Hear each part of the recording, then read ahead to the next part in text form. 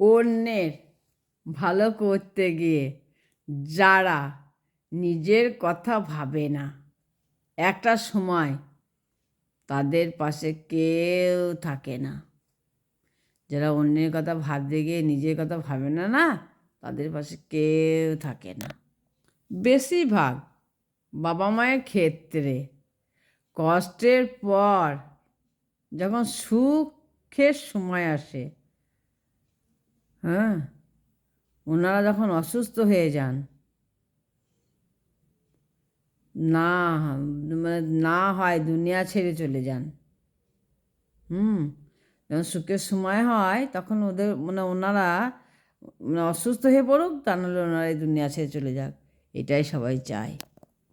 গুরুত্ব না করে, না পেলে সাহস করে দূরত্বটা বাড়িয়ে দাও। কারণ আত্মসম্মান নষ্ট করে কখনো কারও ভালোবাসা আদায় করা যায় না, যায় না।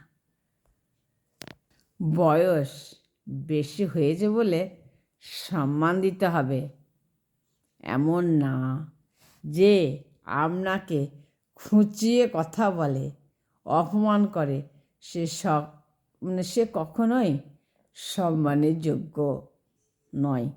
প্রতিটা মানুষই বহুরূপী, কিন্তু প্রতিটা মানুষ বহুরূপী, মানে বহুরূপ ধারণ করে গিরগিটির মতো। আমরা একজনকে ঠিক ততটাই চিনতে পারি, সক্ষম হই যতটা সে নিজেকে আমাদের সামনে প্রকাশ করে।